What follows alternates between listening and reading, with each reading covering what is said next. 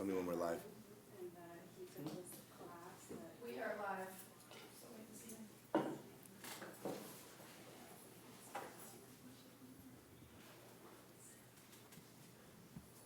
You can go ahead.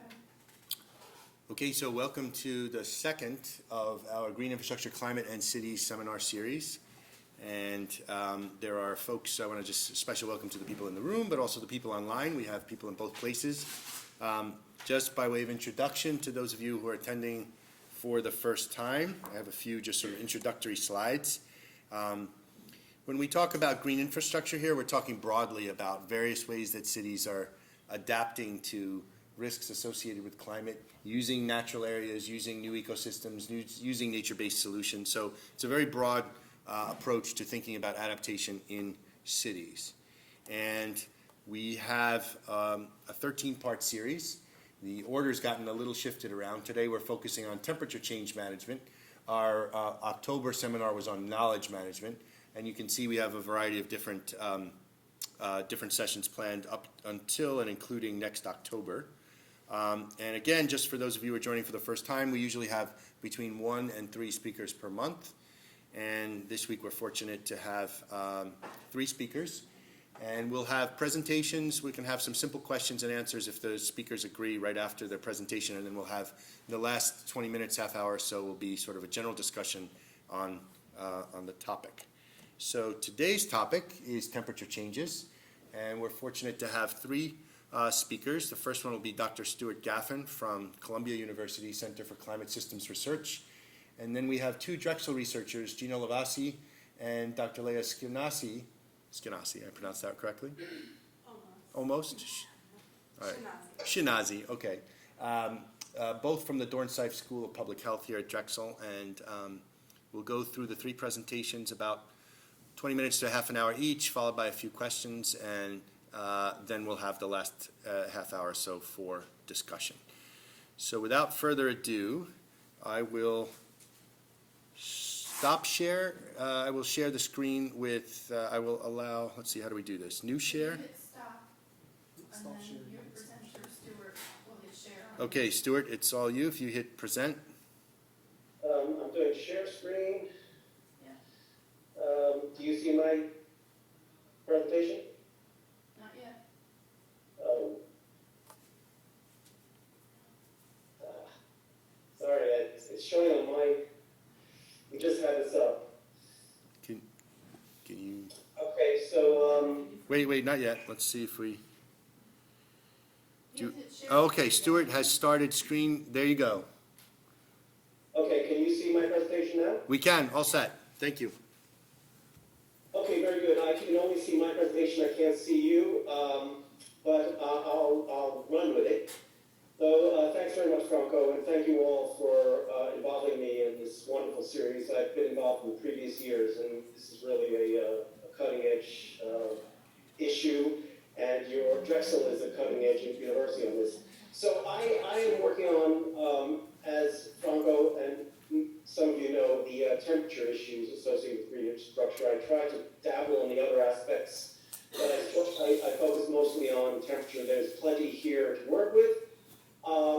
And my presentation today will be about the current work I'm trying to do to tackle the question of how green infrastructure will help with microclimate performance. I just want to start with, I just jotted down a few big questions in my mind on urban heat island management. I won't go through these in any detail. We can discuss these during Q&A. Just on the top point, I just want to say what I've listed here is how much can we cool off an urban environment with massive green infrastructure. And I put down here 1 to 2 degrees Celsius. This is just an aspirational target. It's sort of like the Paris Climate Agreement. I think this would be fantastic if we can do this for cities. These are not small numbers. To cool a city off by 1 degree Celsius even is a massive thing. If we were able to do it, it would be a major success story, in my opinion, because that would shave off a lot of what we expect will happen with future global warming regionally manifested. So anyway, that's just an aspirational goal. I don't think we know if we can achieve it, but it certainly is a target. And then I've listed other aspects, questions that have come up through the years, such as albedo versus green infrastructure. Albedo being brightening, sunlight management, you might call it, from the surface. And then the last 2 points are how can we tackle some of the really challenging facades, if you will, in the urban environment, pavements and vertical facades. But that's really more of a long-winded discussion we could have. I just want to say on the issue of green infrastructure versus albedo, I'm very neutral on this. So by albedo, again, brightening using bright surfaces. In my early days involved with the green infrastructure community, I think some of the folks were trying to rope me into the green infrastructure side. But I'm very neutral on this in terms of which strategy is superior. I don't think either one is necessarily for the specific question of temperature reduction, with some caveats. So I believe they both have very, very fundamental roles to play. However, I do want to say two pluses on the green infrastructure side, which we all are aware of. First of all, I generally do see, in terms of surface temperature control, vegetation, I generally see outperforms bright surfaces. And this is just shown on the right, a green roof where we had green, white, and a traditional dark asphalt surface. I generally find that green surfaces have superior temperature control. Partly this is due to you can't beat water vapor in terms of cooling off the surface, and also aging. Aging is a big challenge for albedo. Things darken, and but still, I'm very neutral on the question. But also the other big plus with green infrastructure, which is obvious to all of us, is the many, many other different things it offers in terms of the environment, not least of which, of course, is stormwater management, but also ecosystem restoration, amenity value, and so forth. But I just want to put in that statement that I still remain fairly neutral on it. But the gist of my talk is about current work and challenges I'm dealing with. And I have been, for a couple of years, reporting on surface temperatures, which are shown here for a green street on the left in the Bronx, part of the Bronx River watershed, and on the right, a green roof surface. And I have been for many years reporting on these kinds of temperatures, and they're very dramatic, as you can see in these two infrared images. And but really, where I'm at is we pretty much know how powerfully green infrastructure can lower surface temperatures, as shown in these two infrared images. And if I keep reporting on those things, I don't feel I'll have much new to add. And but we know a lot less about what the overlying air temperature reductions will be associated with these surface temperature reductions. And that's where I'm at, really. And I've been at that point for a couple of years now, trying to address the question of air temperatures. And again, these are two very different temperatures, and arguably, we as human beings living in the urban environment, living in buildings, are arguably more concerned about air temperature reductions. And my first slide, when I gave you that aspirational goal, 1 to 2 degrees, I was referring to air temperature reductions.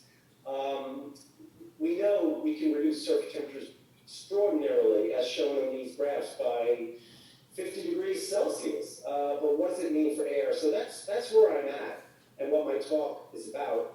And this is not an easy thing. I have been trying to work with what I call off-the-shelf air temp probes for many, many years, carrying them in different green infrastructure environments. And it's much more challenging than you might think to prove what might think to be a very simple questions like, take Central Park. Can we show that the air temperatures inside the park are demonstrably cooler than the surrounding street environments? And all of us would say yes, but to prove this has not been easy. And it took me many, many attempts with air probes to demonstrate, the park cool island effects during the day. Part of the difficulty here is, of course, we're talking about small air temperature reductions, small in a relative sense, 1 degree Fahrenheit. These are relatively small compared to further temperature reductions, and it's not easy to prove such small changes, especially as you deal with smaller and smaller green infrastructure spaces. So the point of this slide here is just showing just the biggest piece of green infrastructure in the city, Central Park. It was not easy, so you can imagine the challenges going to smaller and smaller spaces. And I have been working with infrared thermography, which is an extraordinary tool for a couple of years now. And as I showed in those previous slides, it's beautiful to show surface temperatures, but I'm trying to push the envelope with it now and ask, can it also be used to study air temperatures? And this is the challenge I'm dealing with right now, as justified in the previous slide. And these cameras are not a priori designed to measure air temperatures. And the question I'm dealing with is, can we? Can we? And the reasons I want to do this are listed here threefold. The precision of the instruments, the cameras, is very, very precise. 10 degrees Celsius is easy.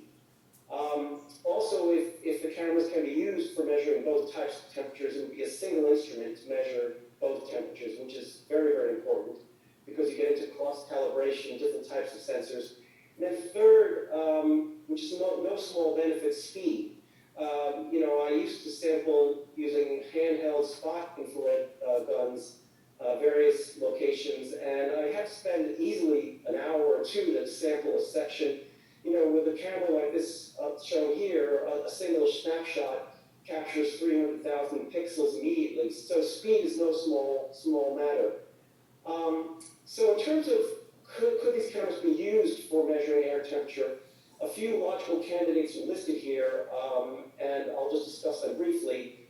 Can you use white sheets, for example, transparent films, and then the third more technical issue is foils, and I just want to run you through the first two that we tested this summer.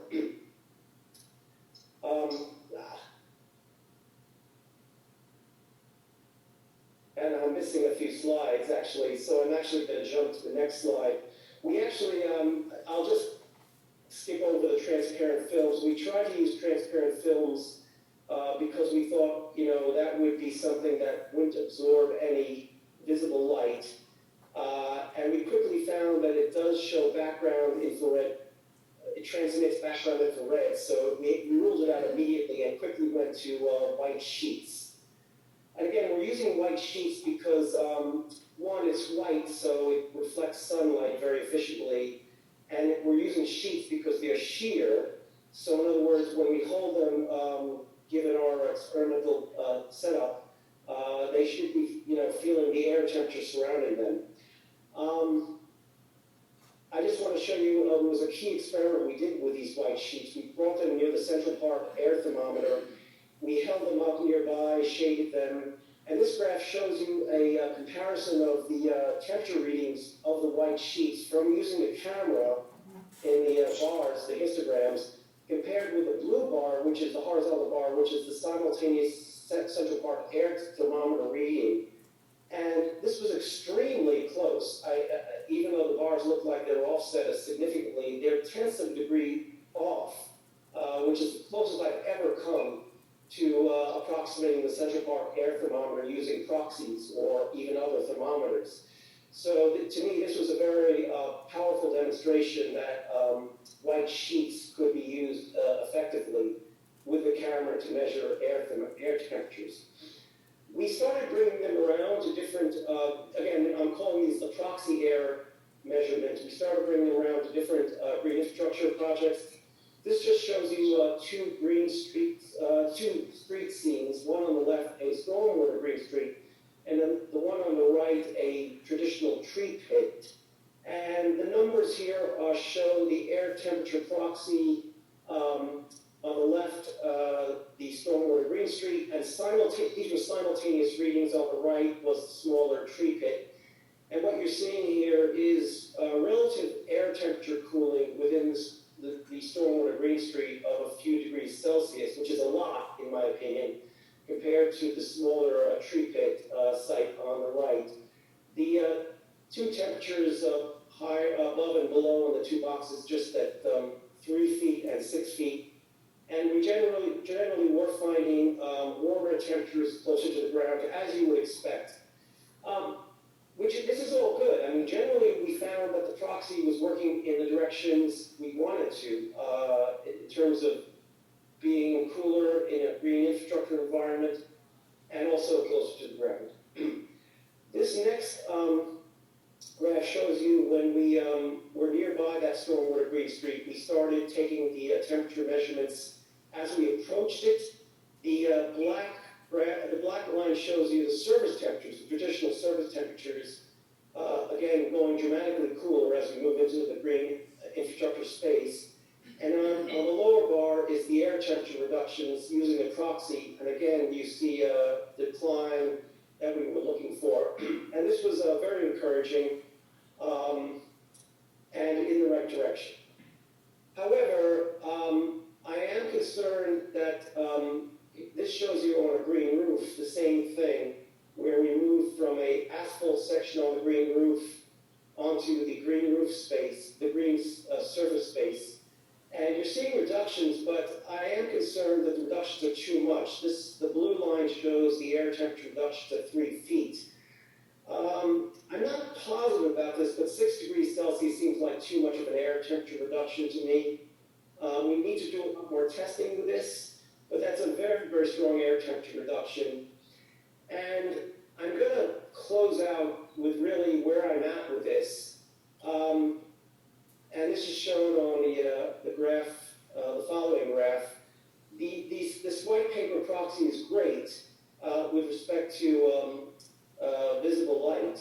I am concerned, however, that it may be absorbing background infrared radiation, long-wave radiation. So on the left, I'm showing you a schematic as to how I believe the white sheet proxy is operating with regard to these two very fundamental sources of radiation, shortwave visible, which our eyes see, and long-wave infrared. And the white paper I'm positive is absorbing, so I'm concerned about this, and may be absorbing background infrared radiation. The ideal proxy, in my opinion, would be the one on the right, something that reflects both the shortwave and the long wave, because then if it can do this, it's really not feeling any radiation, and it should just feel the air temperatures around it, and therefore the camera should pick it up very accurately. So my next step is to move to something that might reflect long wave, and that would be metallic foils.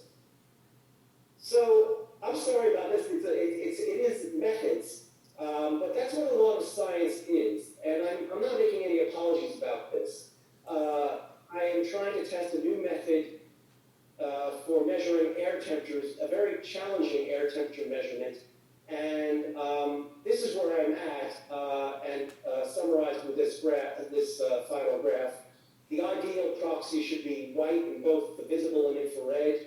White copy paper is not white in the infrared. Our brains are wired to operate in the visible, not in the infrared. So something that is white to our eyes is actually very absorbent, can be very absorbent in the infrared. On the other hand, the white paper may be a good proxy for human thermal comfort, because we, like a white paper, we absorb infrared too as we move around. This is something we feel with regard to the Morbidity and Heat effect. When we move into a hot thermal environment, we are actually feeling the infrared from the ground, from walls. So the white paper actually might be a good thermal proxy for that. My next steps is to actually test new materials, and hopefully we'll get closer and closer to a true air temperature reading. And I hope to move on to that over the winter. I can't do this outdoors. It's too cold, and it's not a good environment for testing infrared, so I'm going to be bringing this into the lab. So that's my presentation. Sorry if it went a little over, but I'm quite happy to take some questions. Thanks, Stuart. So we have if there's any immediate questions to Stuart. Go ahead.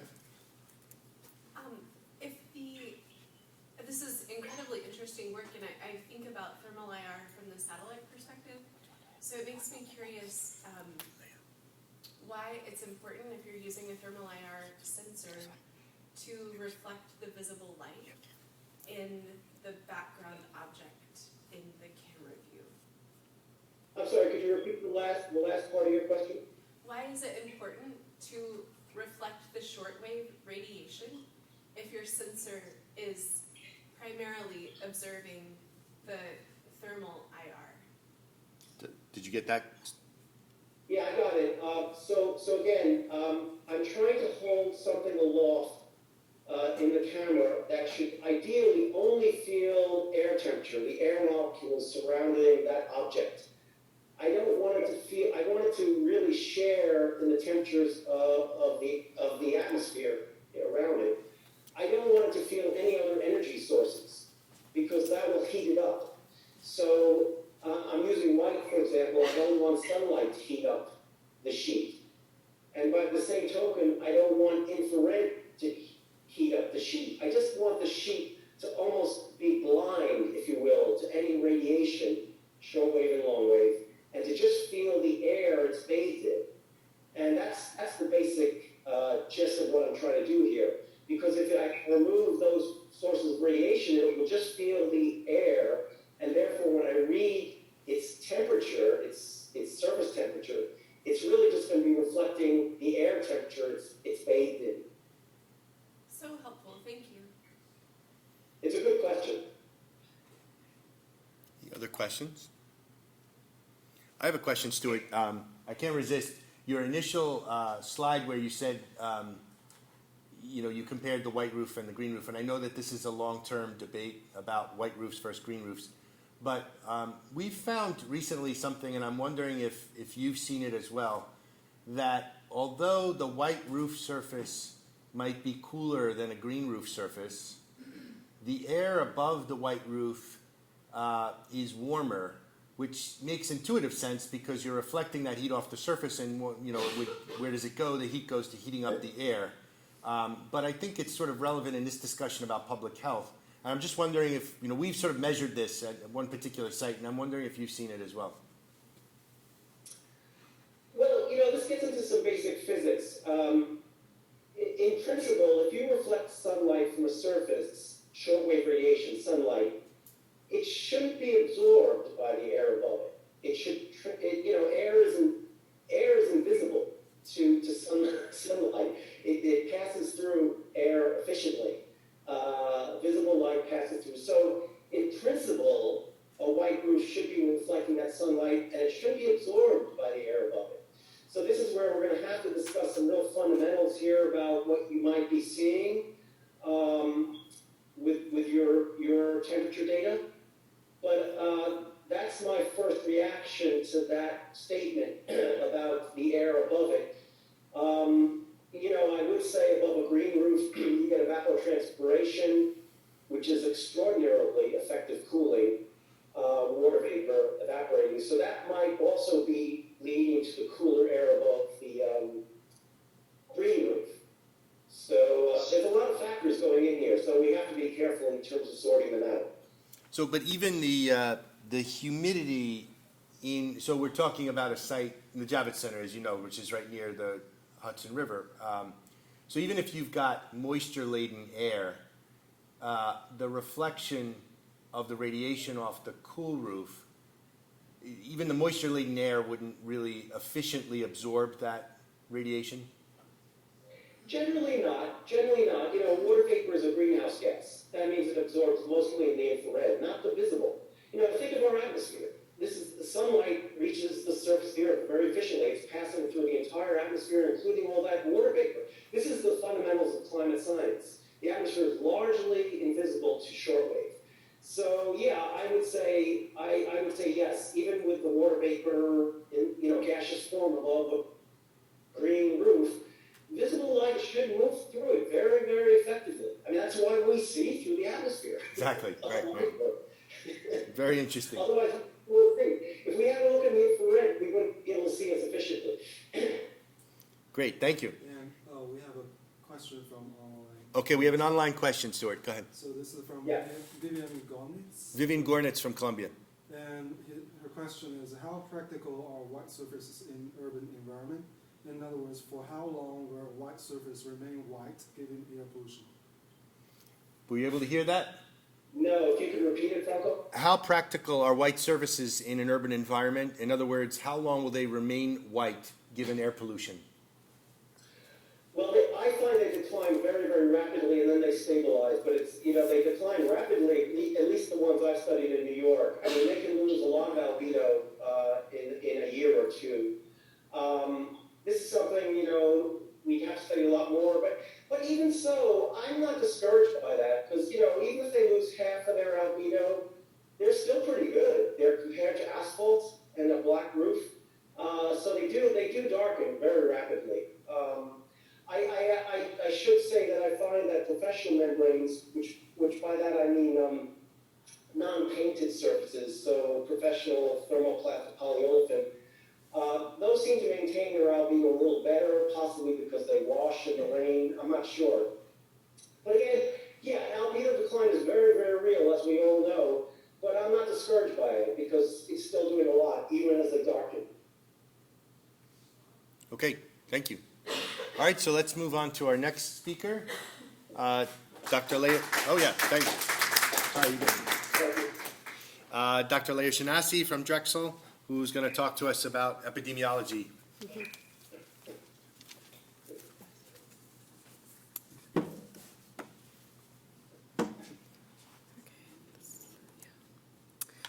Okay, it's interesting for me to speak after. Yeah. Stuart, could you just mute your microphone? Sorry. It's interesting for me to speak after that last speaker. My talk is much more big picture. I'm an environmental epidemiologist, and that means that I study the relationship between things in the environment and human health outcomes. So within the context of climate change and temperature, and more specifically heat, which is what I'm interested in and what I'll be talking about, I'm interested in the relationship between heat and temperature and human health outcomes. So it's within this context that I'll be framing my talk today. So in the public health world, what we're really interested in is vulnerability and ways to decrease heat vulnerability, and then also adaptation strategies. And so that's sort of what guides our research. And it's with that in mind that I'll also be speaking to you today. And then finally, I wanted to start this talk with a disclaimer that this is actually a very new area of research for me. Mostly what I'll be talking about today is things that other people have researched and published on, and so I welcome feedback and questions, and I'm happy to be speaking with you today because this is a new area of research for me, and I'm hoping it inspires some conversation and collaboration, potentially cross-disciplinary. So the objectives of my talk today are, first, I'll describe the knowledge base about the association between heat and human health from an epidemiologic perspective. Second, I'll define and describe heat vulnerability. I'll also describe heat adaptation.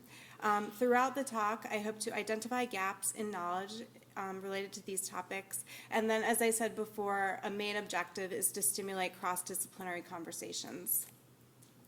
So I feel a little silly showing this figure to this group, but I couldn't start a talk on this topic without showing something like this.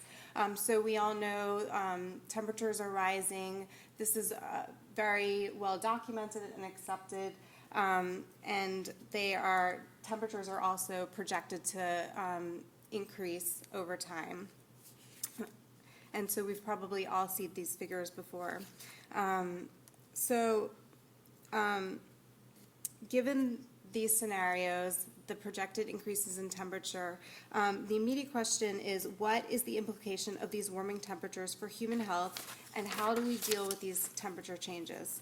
Within the context of public health, we're really interested in documenting the health effects of these changes in temperature and ways to manage and respond to the potentially adverse health consequences.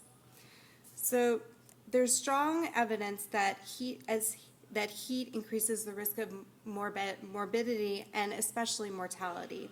And first, I thought I'd talk a little bit about what we mean by mortality as it relates to heat. So within the world of epidemiology, we talk a lot about how to measure these health outcomes that we are looking at. And heat-related mortality is actually very hard to measure. So deaths from cardiovascular and respiratory disease are commonly reported as causes of death during heat waves.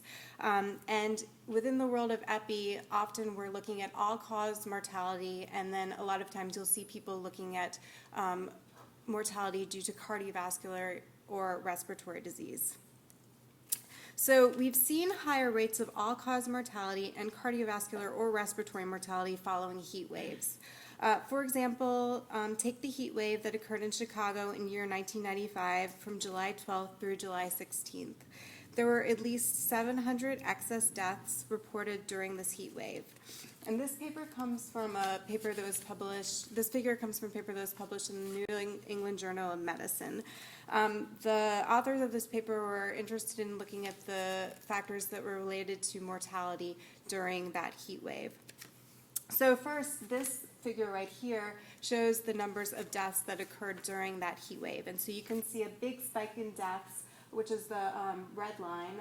You see a big spike in deaths that occurred during the course of the heat wave. Meanwhile, the heat index is represented by that purple line, and that is, I think everybody knows what heat index is, so I won't define that. So this table comes from that same paper. And basically, I know it's a lot of numbers to look at, but basically what they found in this paper and what they reported was that a lot of factors related to living conditions, including access to cooling places, air conditioning, having a flat roof, number of rooms in the person's building or home, those were all related to increased risk of mortality during the heat wave. Also, things related to the heat wave were things related to social contact. So things like having friends in Chicago, that was predictive of dying during the heat wave. The other thing the authors found was that being in poor health was associated with dying during the heat wave. For example, being confined to one's bed was associated with increased risk of death. Also, having a heart condition, a pulmonary condition, and a mental health problem were all associated with dying during the heat wave. And here's just another example. This figure represents the heat wave that occurred in France in August of 2003. Specifically from August 1st to August 20th of year 2003, the mean maximum temperature exceeded the seasonal norm by 11 to 12 degrees Celsius on 9 consecutive days. The histogram here indicates that the number of excess deaths that occurred from France from July 1st to September 30th of 2003, and you can see a big spike in number of excess deaths during the heat wave, which was right at the beginning of August. So in addition to looking at excess deaths that occurred during a heat wave, a large portion of the epidemiologic literature is dedicated to looking at short-term associations between general temperature fluctuations and death or illness over long periods of time, over a decade, for example.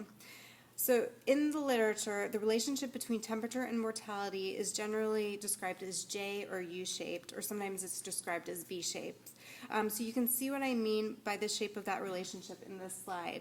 Basically, we see spikes in the counts of death when the temperature is the coolest and when the temperature is the hottest. And then you see at those medium range temperatures, there's that's where the risk of mortality is lowest. So that place in the curve where the curve is lowest is known as the minimum mortality temperature. And in epidemiology, what we're really interested in is deriving an estimate of the slope that follows that minimum mortality temperature. And so that's a lot of what we define as the relationship between heat or temperature and mortality or morbidity.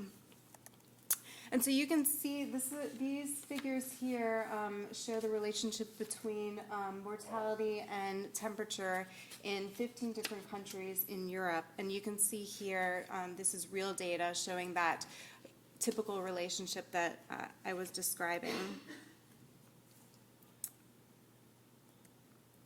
So while the shape of the relationship between temperature and mortality is generally the same from place to place, the minimum mortality temperature varies from place to place. Higher heat thresholds have been observed in places with higher summertime temperatures and with lower latitudes. And you can see that in this table, which shows minimum mortality temperatures in 11 cities of the eastern United States.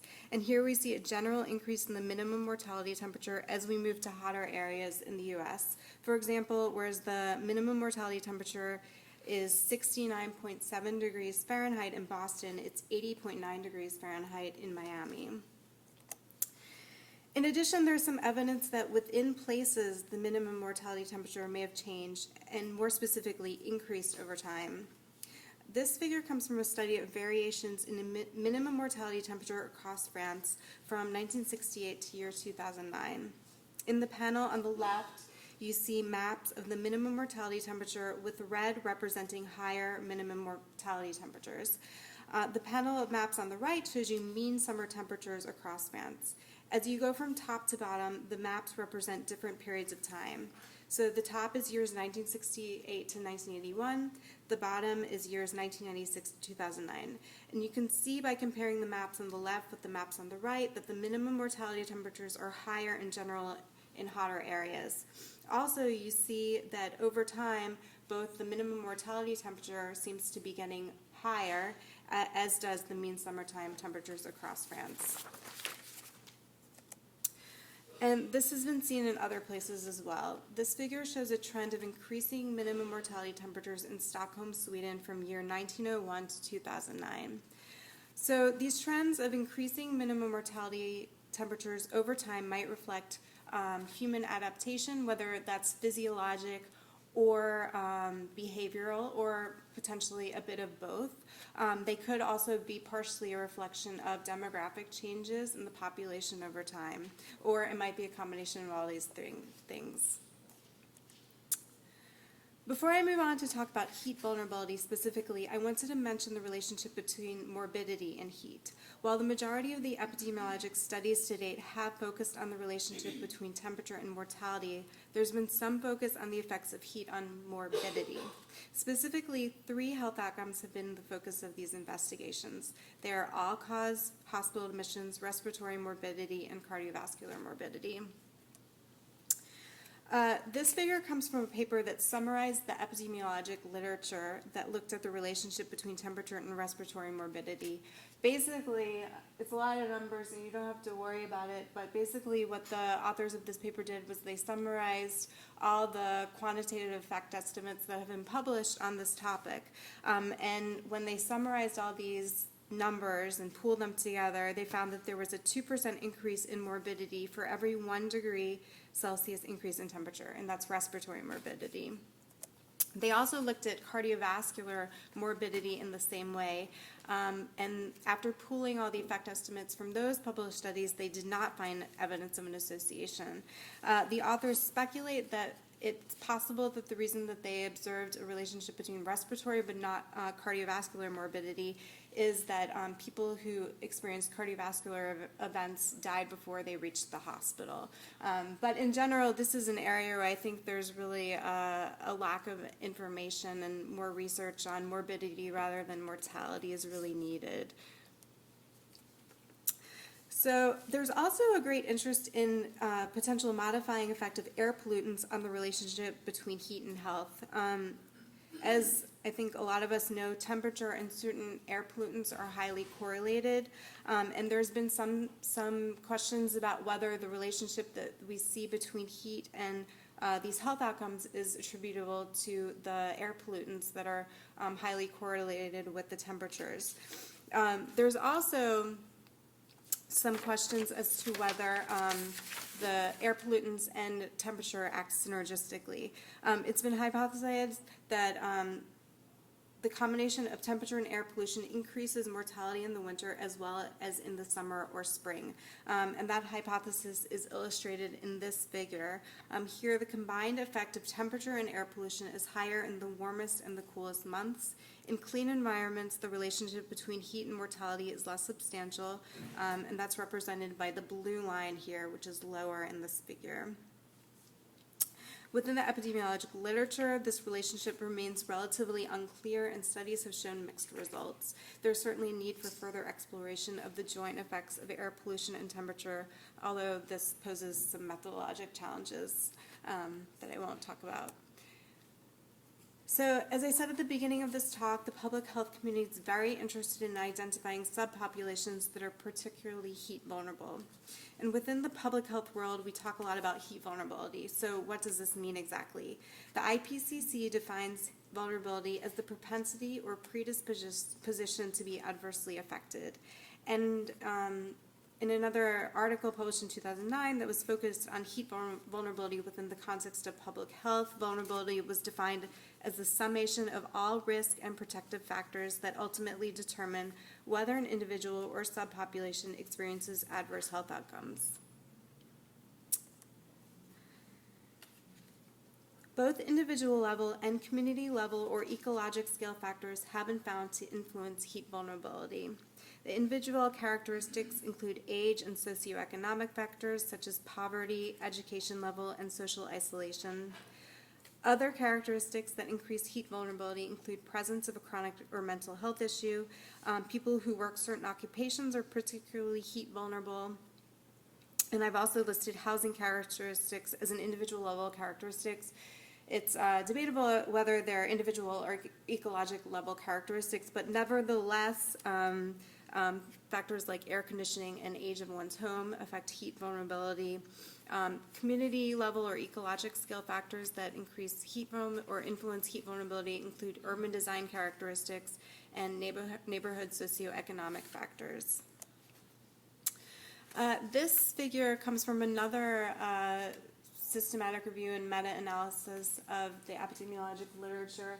And here, after combining quantitative effect estimates, the authors found that people over the age of 65 had a 2% higher risk of mortality attributable to heat compared to those under the age of 65.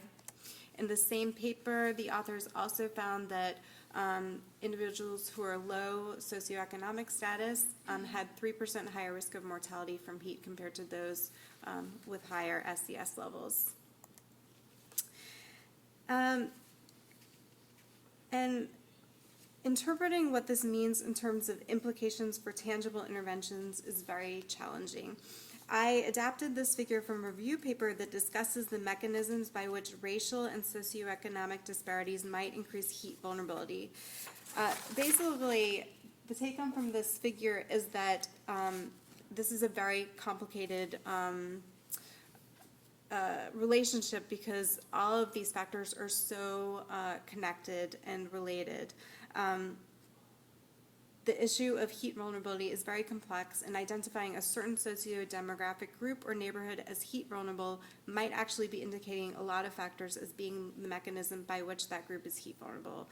For example, lower poverty level individuals might have poor underlying health, less access to air conditioning, live in neighborhoods where crime and safety are an issue, and therefore make them not want to either leave their house to go to cooling facilities or make them less likely to want to open their windows. And then there are neighborhoods might also be those neighborhoods that lack the most green space. So this is a very complicated issue.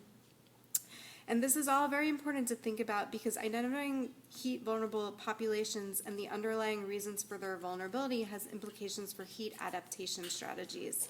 Adaptation is defined as any short or long-term strategy that can reduce adverse health effects or enhance resilience in response to climate change and associated weather extremes, as well as exploit any beneficial opportunities. Shorter-term adaptation strategies contribute to heat action plans, which may include the provision of appropriate monitoring, access to cool environments, or information about the people to whom information should be communicated. Longer-term adaptation strategies include urban planning strategies, which I'll discuss in greater detail in a minute. And most of the items I listed relate to heat action planning can be thought of as short-term measures. However, within the context of heat and heat adaptation, it's also important and interesting to think of long-term strategies to help vulnerable populations adapt to rising temperatures. This table comes from the World Health Organization's Heat Action Plans Guidance. And I'll just mention air conditioning as an example of a short-term strategy, which might actually have negative consequences due to high energy use and greenhouse gas emissions.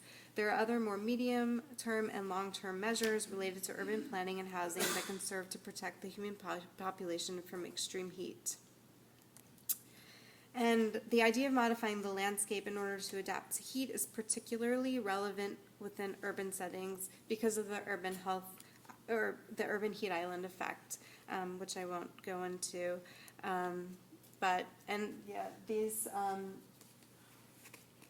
These scatter plots show the relationship between green space and temperature. So, as we know, and as was shown by the previous presentation, as we increase percent cover of green space, the land surface temperatures decrease.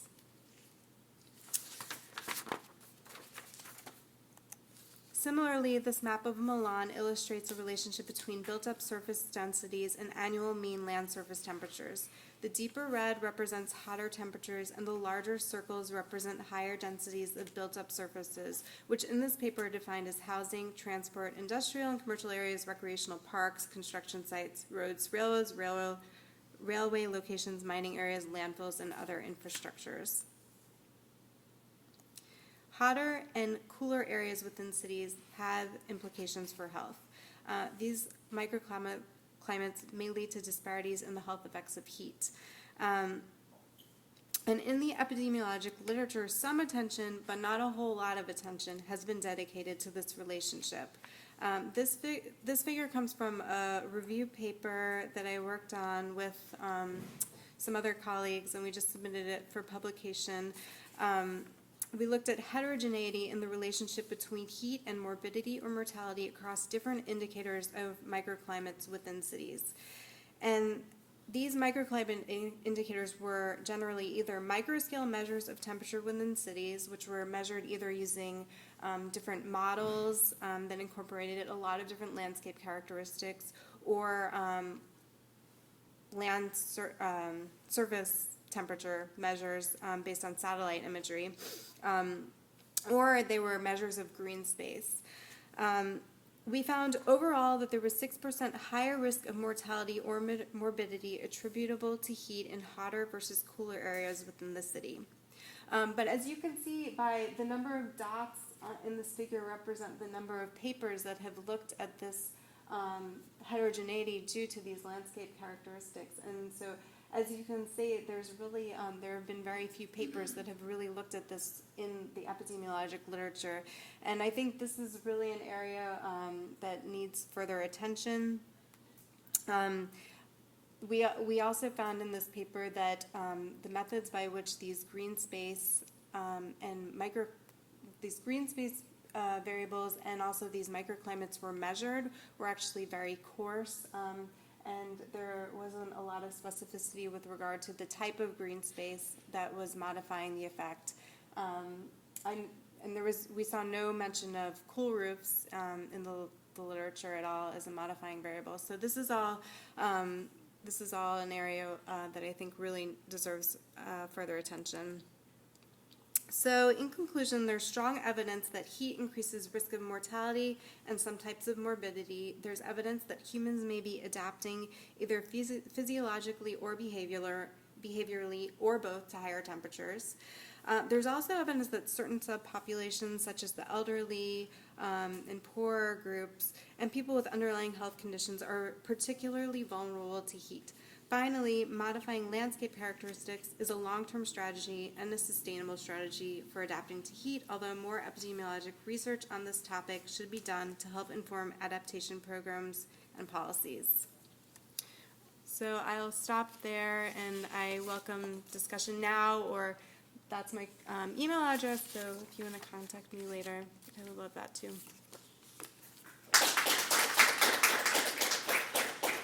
Take a few questions now, if there's any questions. So, can you go back to the graph of the Chicago heat wave? Mm-hmm. And then you should repeat the question if the mic works. Oh, yeah. It's something I noticed. I'm sorry, the other one. Yeah, so the heat index stabilizes, there's at times even acceleration and a continuous increase in the mortality. So clearly you're more likely to die of these conditions, you know, if it's hot today and it was hot yesterday. Has there been research to quantify what that effect is? Yeah, so a lot of what is done in the epidemiologic literature is actually to take into account these lags, and actually there's this term called harvesting, and so yeah, I won't go into that, but yes, there's been a lot of research into looking at the relationship between lagged temperature and mortality, and the short answer is that generally they find that there's like a short lag effect for heat effects and a long lag effect for cold effects. So if it was cold like 20 days ago, it might increase your risk of mortality, but if it was hot like 3 days ago, it might increase your risk of mortality.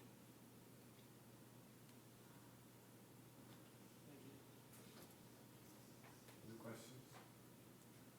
I have one. Just so if I understood correctly, then, so from a epidemiological perspective, if we put together the data you showed in different cities and your statement about adaptation, and there could be physiological or behavioral, and then we connect that to what Stuart was saying about 1 to 2 degrees potentially as, you know, what might be achievable through adaptation of a city. Is there the possibility that even if you were to do that, you know, the 1 to 2 degree, you know, it might be easier to adapt to 1 to 2 degrees of increase in temperature than it would be to reduce temperature 1 to 2 degrees through massive landscape change? I mean, that seems like a question that is not resolved from an epidemiological perspective. Right? Yeah, no, but I mean, see, and there are questions, I mean, as I said, this is a new area to me, and some of the people here might have, like Jerry, might have some ideas to answer your question, but one thing I would say is that some of those adaptation, potential evidence of adaptation that we're seeing might be because, you know, it's getting hotter, so more people have bought air conditioning. Or cities are implementing these heat action plans. So, I mean, there's more attention being given to behavioral changes that can be made to adapt to heat. But are those long-term strategies? That's, you know, whereas, you know, greening and use of cool roofs, to me, it seems like a longer-term strategy and more sustainable. Right. I mean, so I can see there's other benefits to the greening. Yeah.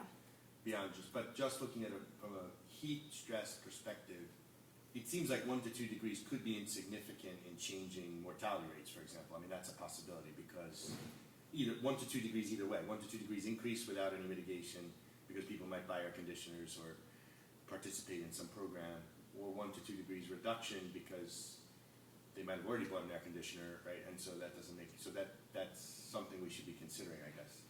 Yeah, I mean, I have to think about it. I mean, 'cause a lot of these epidemiologic effect estimates are per 1 degree increase in temperature. There's an increased risk.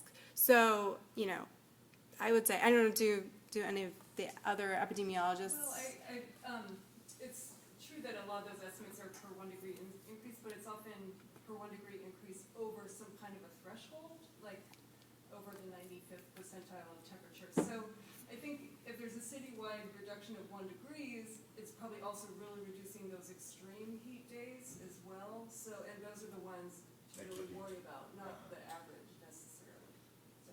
The other thing I was just gonna add is that something like getting the population to buy more air conditioners seems in competition with and contradictory to a lot of our mitigation strategies, where greening would be more sort of win-win. Right, because you don't have the emissions associated with the air conditioning energy, yeah.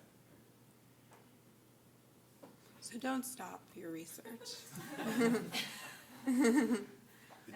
My impression also from the previous speaker, I don't know if he's still there, is that he was saying that 1 degree cooling would be optimal, but like who knows if you can really do that at a citywide level, you know? I mean, you could sure do it for micro pockets, but. Well, I can offer, on some of this 6-acre green roof that we've been studying, the best we found is 1.5 degrees Celsius reduction over the black roof comparison, and only at the peak time of the day. So it was like a very brief thing at the very peak time of the day that it was 1.5 degree cooler there, and it was only there if you were standing on top of the roof. It was not next to the roof. So, to try to do that over the whole city, or where people live at least, I guess maybe it doesn't have to be the whole city, is really sort of I share Stuart's sort of caution at how realistic it is to get there. But, any other points? Okay, thank you.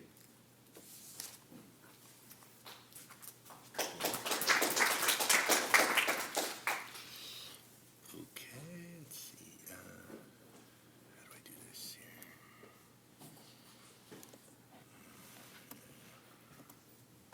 Oh, you just, Is this the no, one? that's not the right one. Okay. I don't know why that's there still. Okay.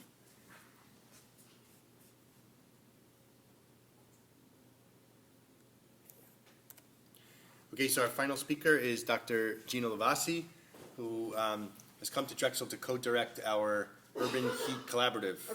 Urban Health Collaborative, sorry, at the School of Public Health, which I'm sure we'll hear more about, so thank you. Thank you. It's great to be here and to have some colleagues from the School of Public Health and some folks that I'm getting to know in engineering, so wonderful, and then to be partnering with Columbia, my former institution, so hi to everyone who's there. What I want to spend some time talking about, which I think really builds nicely on what Stuart had said and what Leah just presented, is the side effects of our strategies. And so if we think about concerns that we have about temperature and about measuring sort of small effects on temperature, we can sort of leave those aside and just realize that there's continued development of our methods for understanding how that's changing, for measuring it in very small spaces. As we get better measurement, hopefully that'll help with our epidemiologic literature, understanding the relationship between temperature and the population health outcomes like respiratory and cardiovascular mortality that we care about. These relationships tend to require really large sample sizes, and as Leah was showing, pooling across multiple studies, because we're talking about fairly subtle effects, which we think are important at a population scale, but which require precise and powerful measurement in order to be able to move forward. What I am particularly interested in is if we accept that these relationships matter, that we're further quantifying exactly what individual vulnerability we need to be looking at, what are we going to do? And one of the things would be to plant more trees, create green infrastructure, preserve green spaces that currently exist. And then we're going to want to understand, as Stuart was talking about, exactly how those spaces affect temperature exposures. And that's one of the ways that those policy approaches or urban land change strategies can affect our health. But I think very importantly, especially given the relatively subtle nature of these relationships, there may be other ways that the things we're considering to do in response to climate risk have effects on health. And I've done some work previously, which I'm not going to focus as much on today because I feel like the take-home message can be summed up pretty quickly, looking at urban greening strategies. And when we pay attention to the potential side effects of urban greening, things like species selection to reduce allergenic pollen matter when we're looking at respiratory outcomes. Things like physical activity environments matter and can help us decide where to put green spaces and how they should be in relationship to people. So there are these other ways that green spaces particularly affect our behavior, our stress restoration, so things that matter for health outside of the pathway that goes through temperature. So that's what I want to talk a little bit about is, how do we think about those side effects in our strategies. And it's certainly not exclusively relevant to addressing heat if we think as well about what we might do to address flooding or storm-related damage. Again, we want to understand what policies, including green infrastructure, do for us in terms of stormwater management, but there are other ways that those might affect the vulnerability to either the flood effects on health or the temperature-related effects on health, or they may have other ways of filtering through to affect our health outcomes that we care about. And most of my work, while also on cardiovascular and respiratory outcomes, is looking at the more behaviorally mediated pathways. So trying to understand how we behave in the environment and how that's shaped by the way that the environment's designed. And so if we think about the graph that Leah had just shown with the densely built, sort of lots of buildings in the middle of a city where the heat island effect is at its worst, that's also where we think walking is a viable form of transportation and people are getting more physical activity through the course of their day.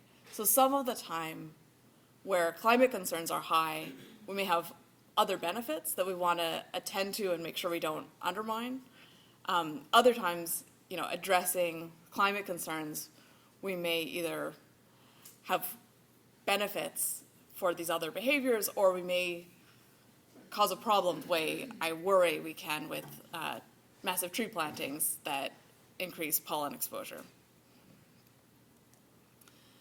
And so I think I wanted to also just say that in deciding what to do about climate risk, health isn't the only thing that we're thinking about. There's a lot of reasons to try to invest in adaptation and mitigation strategies, but health is one of the key co-benefits that gets brought out. And the C40 coalition across cities has pointed to health as really a key co-benefit that we're looking for. And so I think the take-home message from my talk is that we have a whole range of health pathways that we should look at if we're going to try to maximize these health co-benefits. So with that, I want to point to 3 different settings that each have very different challenges as we think about what we can do and how it will affect health, both through temperature and flood exposures, but also through other pathways that are behavior or not related directly to the climate concerns that might lead us to initiate them. So the first is going to look at informal communities, the second at public housing, and the third at potential citywide changes, which builds on some of the common strategies across climate plans to change vehicle composition in cities. So just first focusing on informal communities. Informal communities have a number of different names, slum or favela or shantytown, depending on where you are in the world. And what they have in common is infrastructural vulnerability that makes them more likely to experience bad effects of temperature changes, of flooding, of other climate-related risks. For example, because the water infrastructure is poor, because the sanitation systems are not official. So I want to highlight some particular considerations in trying to understand implications for those settings. And this draws on work that I had done collecting data in the field last year in one of the favelas in Brazil. And this is a relatively large informal community, home to about 60,000 people, that has rapidly grown over the last several decades. And so you can see that it's been growing south, where the color figure shows more populated area to the south, and that is actually getting close to a lagoon space that is just adjacent to the favela. And as you move in that direction, there are concerns about the soil stability. This is an area that was not originally planned to be developed in this way, as is the case with informal communities. It was, developed in a more ad hoc way. It is fairly gridded, you might notice, compared to other informal communities because it was militia controlled and they had a lot of say over who could do construction where. And so it's not a total free-for-all, household by household. There was actually its own organization. It just wasn't a state-condoned organization. The name of the community, the Rio das Pedras community, comes after this canal. And one of the things relevant to some of the health challenges faced in this community is that sewage is collected and much of the sewage flows into this canal rather than going towards the sewage treatment plant in the city, which is on the other side of a really large urban forest, the largest urban forest in the world. So some of the challenges then that come out of the way that this community is situated in the larger city affect how people move through the space. And we've been trying to understand that by having people carry GPS devices and then talk with us in a qualitative interview over those maps about barriers that they face and challenges. The canal here, you could see, is also a place where litter is kind of gathering. And when you have flooding in this community, you can imagine that worries about contaminating the water supply, worries about other health effects, and we're working on sequencing some samples that we have to try to understand the microbial consequences of being near this canal. But you can, I think it's a different type of community vulnerability to some of these climate-related effects.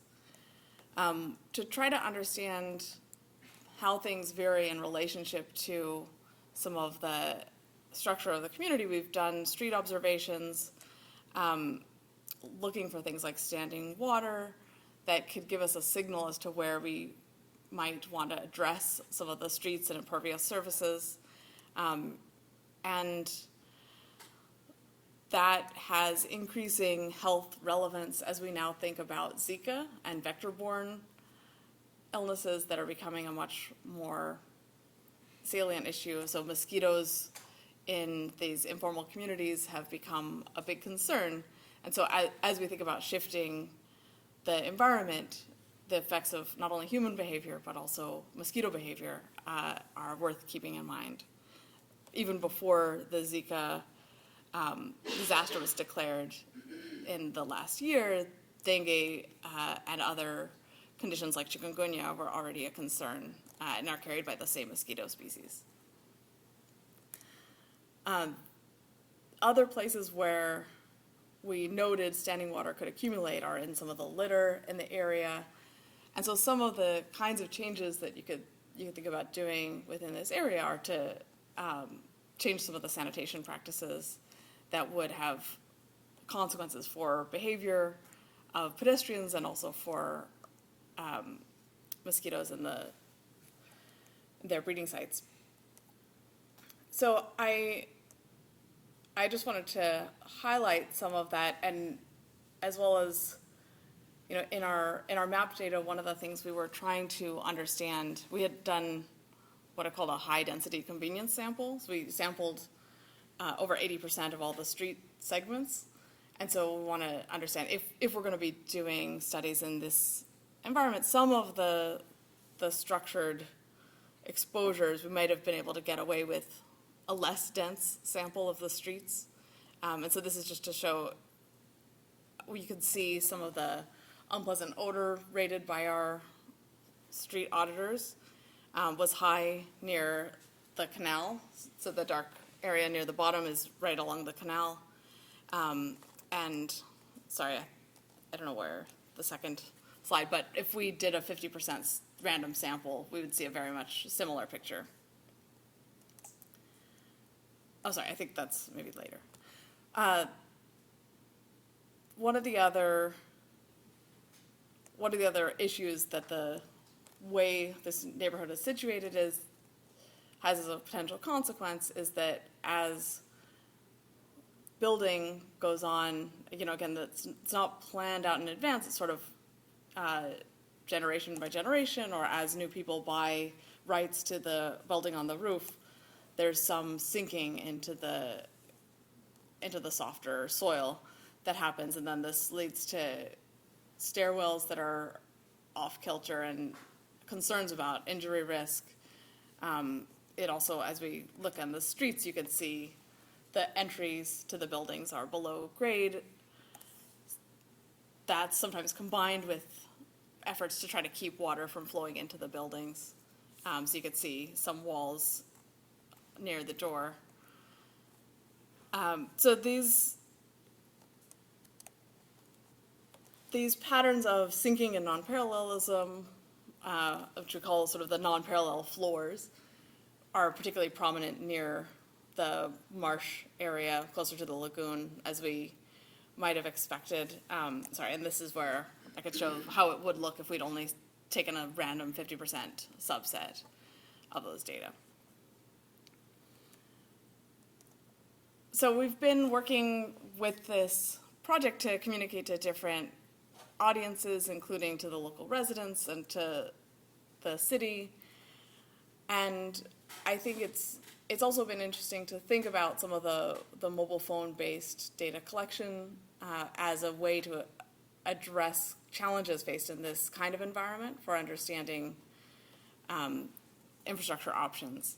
And so I've been thinking about how we usually kind of crystallize our work into these peer review units, but some of the work we might need to do capturing how temperature is changing, how the on-the-ground experience is changing, we might need to establish more sort of real-time streams of data, and using mobile phones to do that, and photos as data to do that, I think will be really interesting. So I was very interested to hear also from Stuart about his use of cameras in his data collection on temperature. So just quickly, the second thing I wanted to mention was some of the work that I've been doing, especially over this last 2 years, in public housing in New York City. And the context for this work is that some of the housing has been affected by Superstorm Sandy, especially in areas of Brooklyn that were traditionally below grade. So they were recovered land. So they're built on landfill. And the public housing is quite large in New York City. About 1 in 14 New York residents live in public housing. And so it affects a huge portion of the people. Also, it's a lot of the land within New York City, and this land is relatively less built up. So it has actually more green space than other parts of New York City. But the question is, in addressing some of the temporary fixes after Sandy and trying to make more permanent changes to how the environment is built, what can we do to not only address sort of the vulnerability to flooding and to future storms, but also other kinds of threats to health, whether that be increasing temperatures or also things that we know are a big concern, like obesity and associated behaviors in activity and diet. So I started working with KPF through a sort of accidental introduction that one of the faculty at Columbia has a family connection to the principal at KPF, which is this large architecture firm that's been contracted to do some of the redesign work for New York City public housing, especially in this Brooklyn neighborhood of Red Hook. And so we started a set of conversations where we first, in 2015, had pulled together a workshop bringing city representatives, people from different design firms and researchers together to think about, what do we know, what do we need to know to figure out how to shift public housing to make it a more health supportive environment as we are taking on challenges to deal with climate-related risks like storms, as other risks were also being tackled, like the financial security of the public housing system. So there was simultaneous with getting some funding to address some of the storm damage. The New York City public housing also had come to a point of near crisis where they only had 1 month of reserve funding. And, for such a huge enterprise, it was really going right up to the edge in terms of their ability to continue operating. And they had, in addition to that, an estimated $17 billion in unmet capital needs. So they had really to rethink a lot of their operations. And so it seemed an interesting time to insert public health into the decisions of what to do. And so to do that, we had this initial conversation. I also participated more focused on the South Bronx in a conversation at the Fit City Conference, a conference that's mostly focused on supporting physical activity in cities. But there was a panel within that on fit NYCHA, fit public housing. And then this last summer in 2016,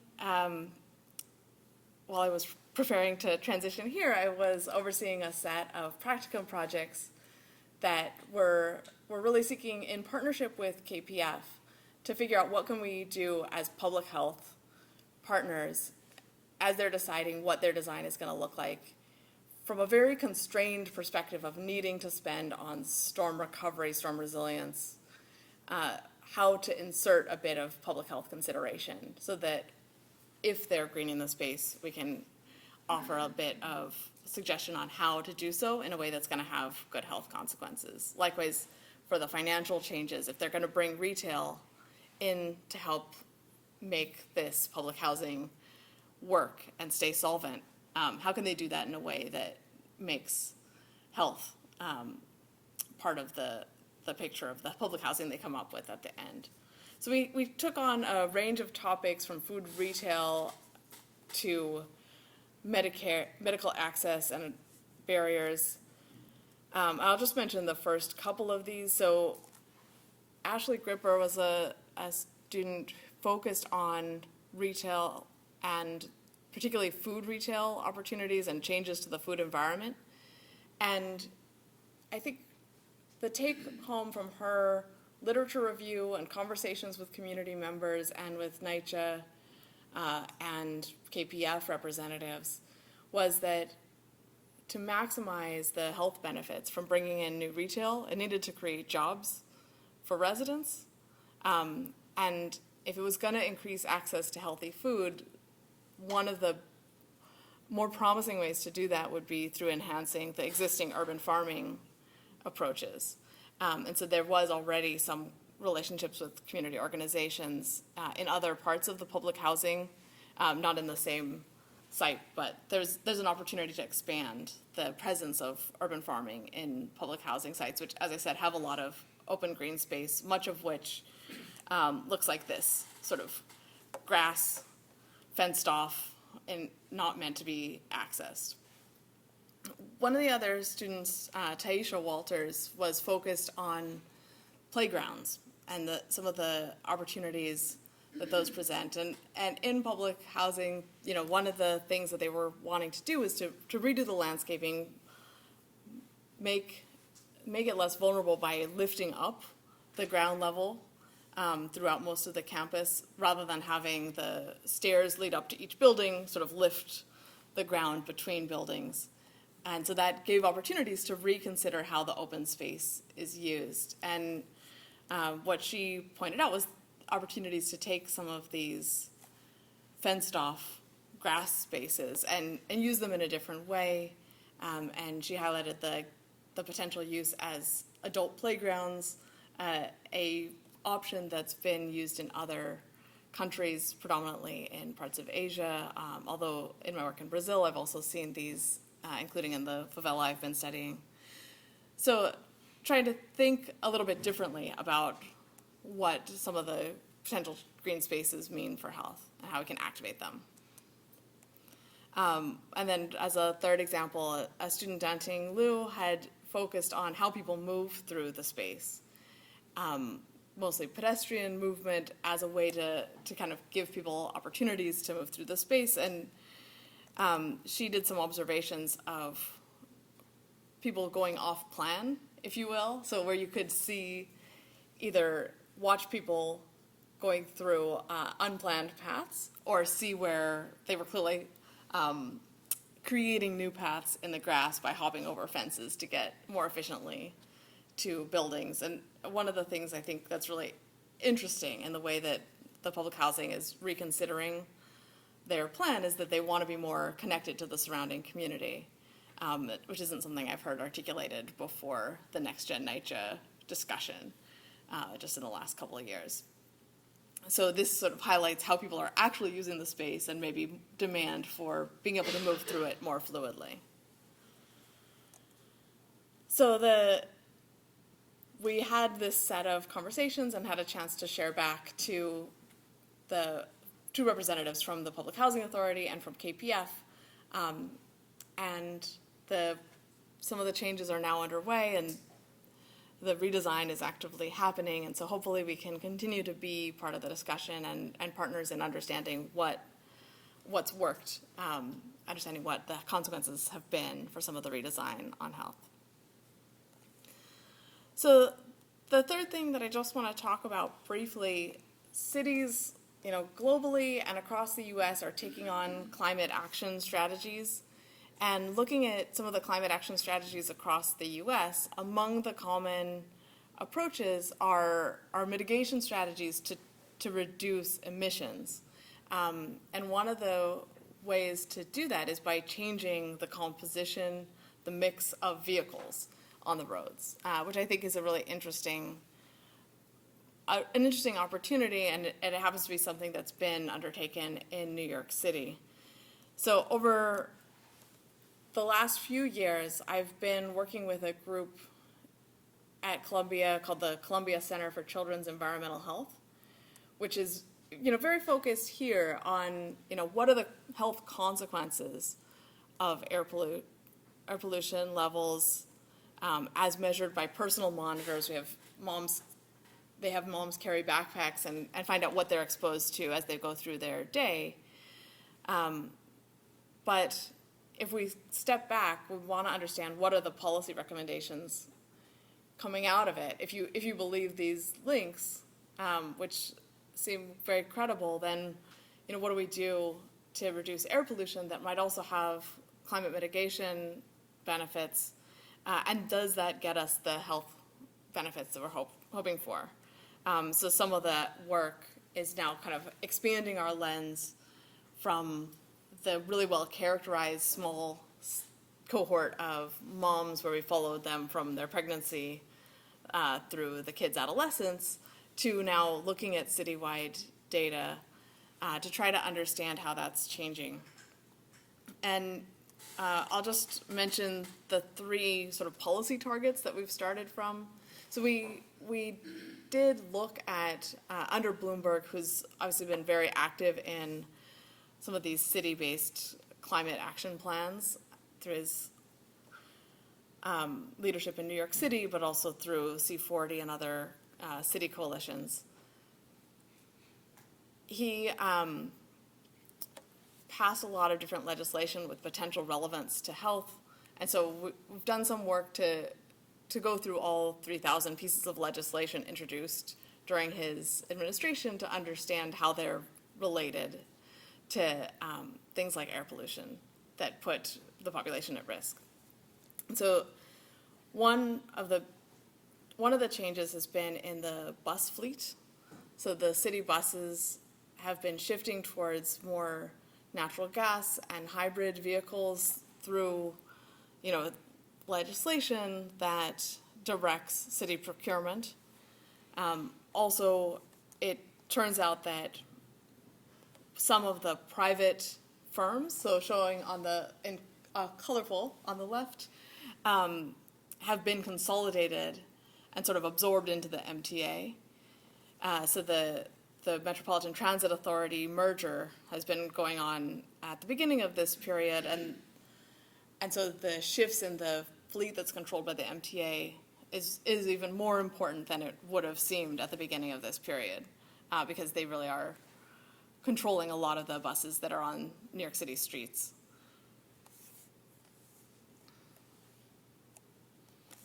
The dashed versus solid lines are just the number of vehicles versus the number of vehicles on the road.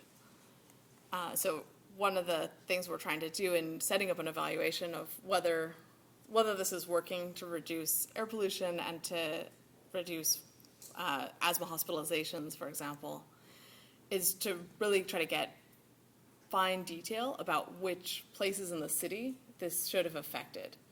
And we can look at sort of subtypes of buses within the MTA fleet now, but what we're doing is also getting a Freedom of Information Act request fulfilled to get route by route what type of bus was running, so we can get a really fine level of detail on where we expect the benefits of these fleet shifts to be concentrated.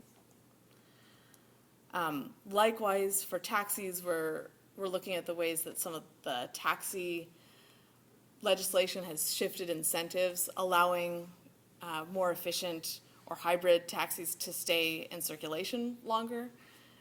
It turns out that there's actually a huge amount of turnover in the taxi fleet, and these are so predominant as vehicles within New York City, at least within some parts of New York City, that it could really put a dent in some of the levels that we're seeing. And so trying to understand how those purchases have gone forward, what the timeline is, and again, sort of looking at where we'd expect the benefits, so that we can get beyond just looking at a time trend in air pollution levels or asthma hospitalizations to get sort of a space-time interaction where we really expect the benefits to be at a particular time and in particular space. So this is work that we're still developing, but it turns out that you can get data on every pickup and drop-off point for all the taxis in New York City.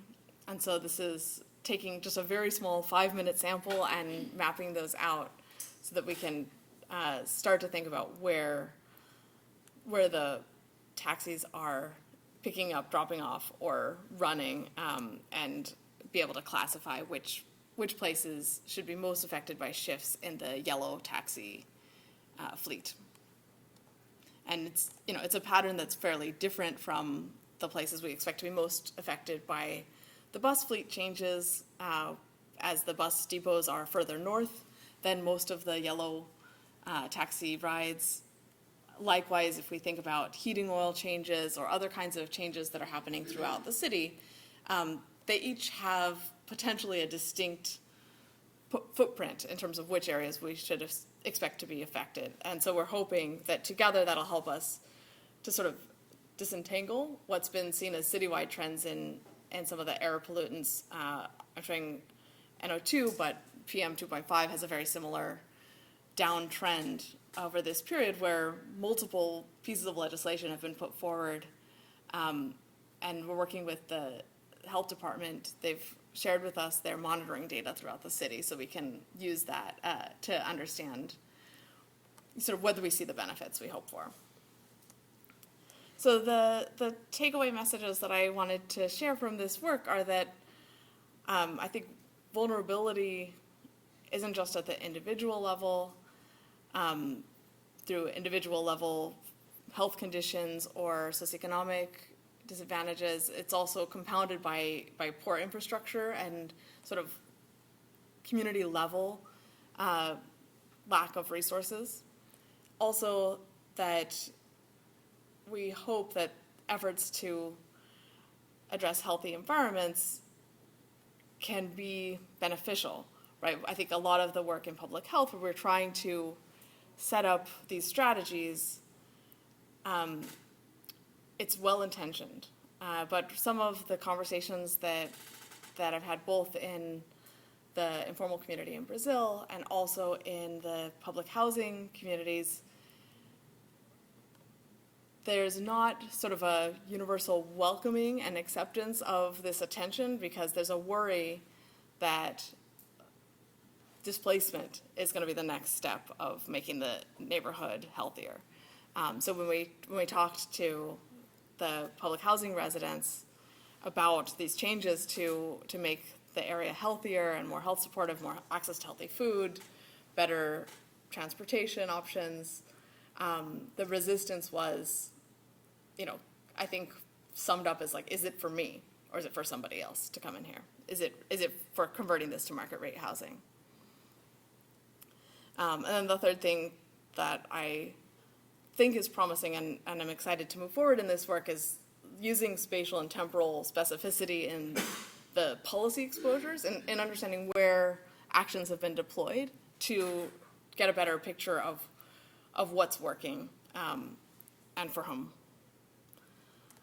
So, and then I thought I'd just close by saying, from my vantage point with the Urban Health Collaborative, why I'm really excited to be here and to be part of this conversation and hopefully to come and be an audience member in some of the future talks is that I think the kind of coalitions that we can pull together around both health and climate and other kinds of advantages that we might get through changing the urban environment to be more of what people want, then I think it's can help us to advance action and help us to get access to different kinds of stakeholders. I think it's also worth considering, some of this work is in New York City still, but I'm very eager to get more invested in work in Philadelphia and in networks that span U.S. cities or cities across North and South America so that we can share lessons and figure out under what conditions do we get the most health benefit from some of these action strategies. And then, finally, I think that we have a number of different choices of how to move forward with responding to climate risk. The C40 website said that they've logged over 1,000 climate-related actions from their constituent cities. And as we try to sort through what makes the most sense, what should be prioritized, and how to implement those different action strategies in a particular place, I think health can be one of the other goals that we have in mind and a way to help us sort through and refine the strategies so that we really get benefits across the board and avoid any harms that could come from not implementing them in the right way, both from the perspective of direct harms because we just don't get the health benefits we hoped for, but also a process that raises these kinds of concerns about displacement or doesn't build on what's currently working about the environments that we hope to change.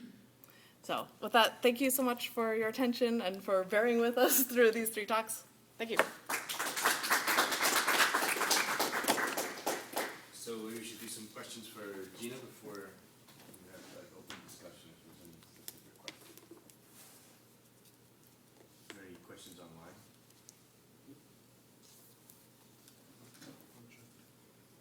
There's one in the back. Yeah, I would like to just pull the last idea of you extending the research, the modeling analysis work from New York City to Philadelphia or some other cities. So how much do you think it can be different from one city to another? Can you implement the same kind of model with changing the weights of different parameters which are influencing? Or is it you're going to look into in the similar approach for a different city? So Repeat the question just for the... So the question, I hope I summarize accurately, is about the considerations in transferring lessons and research strategies from one city to another. And I think quite a bit about that, actually, these days. And, I think one of the things that I've been really happy to have done in these different projects is to reach out early to the city partners who I think are an audience for the work that we're doing, to try to get their input in refining the question so that we ask the question in the most relevant way. I think I mentioned, sort of in passing, this work on trees, and I feel like it wasn't as clear that we got a refined set of questions early on, because we were looking at, well, the city's planting 1 million trees, so we want to know, does planting 1 million trees seem like a good idea for preventing asthma? When we came up with our results that trees were not related to lower asthma and they were related to more pollen allergy, it seemed like the question we needed to know was, what's the species distribution like? I think those kinds of questions, it's informed by the fact that the choices that any city or organization face are constrained. The choices that KPF had in deciding what to do in this public housing environment weren't totally wide open. They had to choose among storm recovery strategies that were, close as they could be to resource neutral in terms of costing the city a lot of money. So, I think understanding those constraints and having the right relationships is probably the first step. Some of the other strategies are easier to transfer. The relationships take time to build.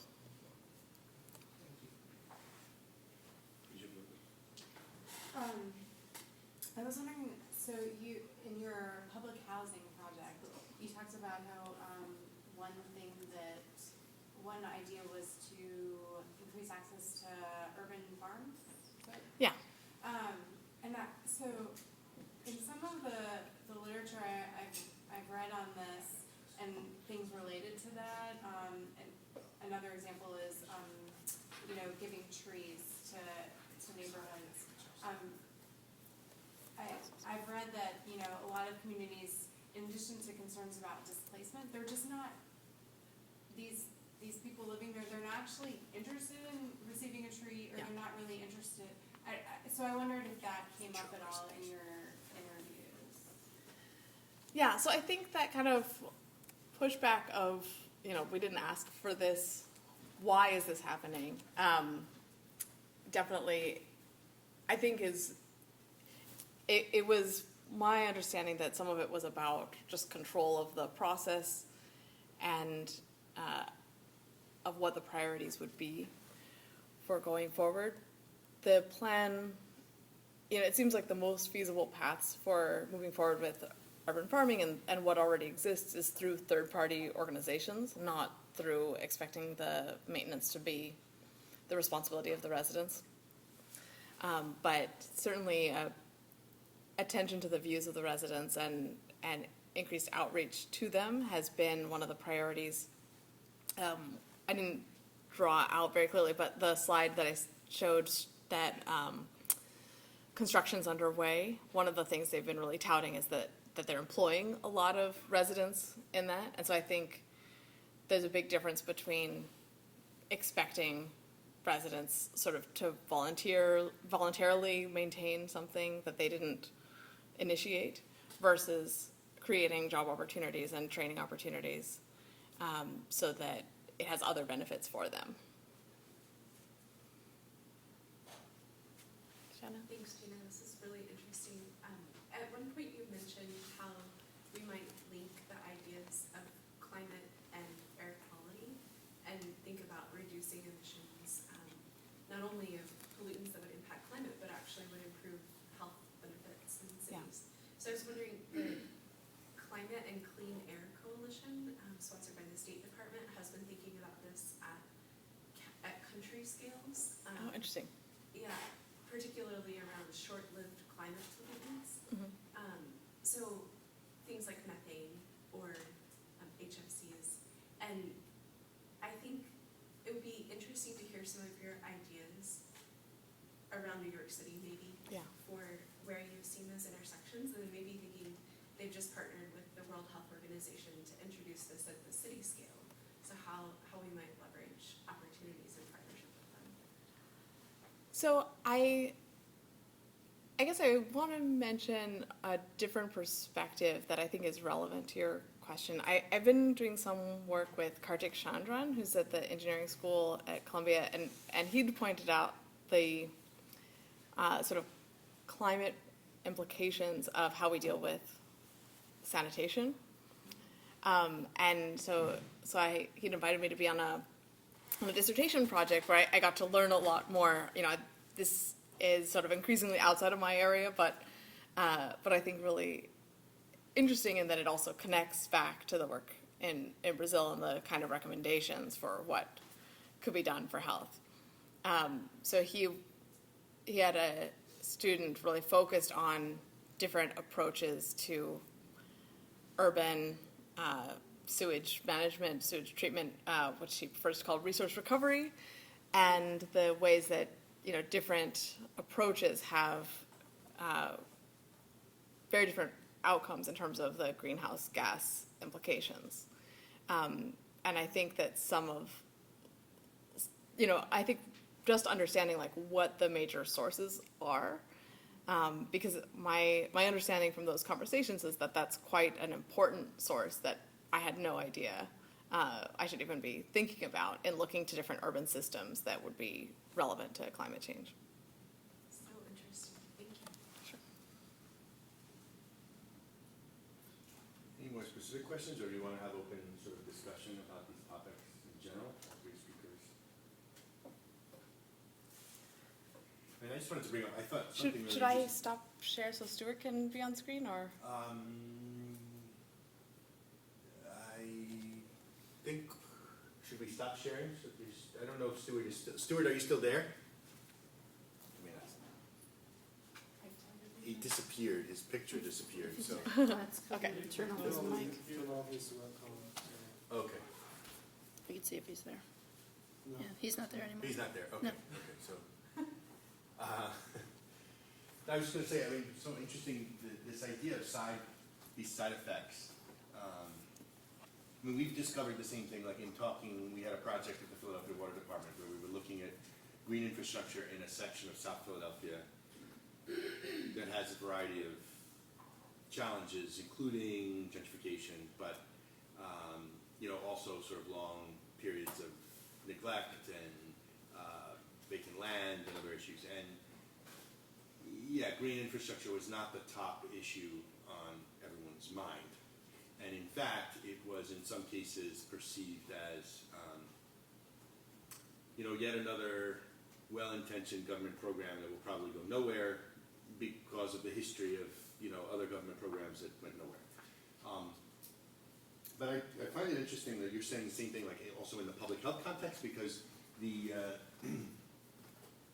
so you would think, or I would think, as someone who doesn't know anything about public health, that public health would have an acute impact on my life. Like if my relatives were heavily impacted by asthma, I would be reacting strongly to things that, so that would be sort of that would be something that I would, above other things, be concerned about. But it sounds like something like mortality, even in a place like the Brooklyn, like Red Hook housing projects, is not sort of the top priority that people are, or is that, I'm not sure if I got that correct. Yeah, so I think we're probably getting into the psychology of how people respond to different kinds of risks. But my sense is that they're a language around, crime prevention and stress restoration would go over better than talking about long-term health risks like cardiovascular and respiratory disease, which are seen as, Inevitable, sort of? as inevitable, natural, like not so scary as some other emerging threats. Mm-hmm. Even though they're, I think there are reasons that people don't respond so strongly to those as risks. Mm-hmm. I think there have been some communities that come together more around the air pollution idea. And so when I've worked in the South Bronx, I think it's a conspicuous issue because of the highways there and sort of actively, new things like fresh direct trucking depots opening in the neighborhood, and a sense that they're getting the brunt of some of the city's growth. So I think it just really depends on how it's framed and how it intersects with local priorities.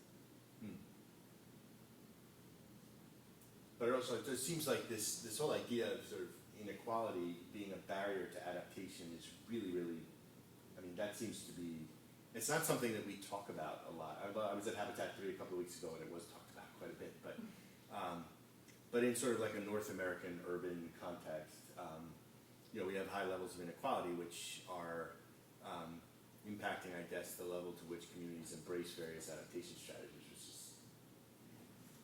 is sort of economic connection to climate adaptation. I think is really interesting. Other comments? Or still nobody in the room? No? Okay, so with that, I'd like to just thank all three of our speakers again for great presentations, and invite you to the December talks. I think we're focusing on coasts. We'll have Graham Gunther is one of the speakers, and I'm trying to remember who the other speaker is. Do you remember off the top of your? But we'll have a couple of great speakers next month as well, and join us then. Thanks.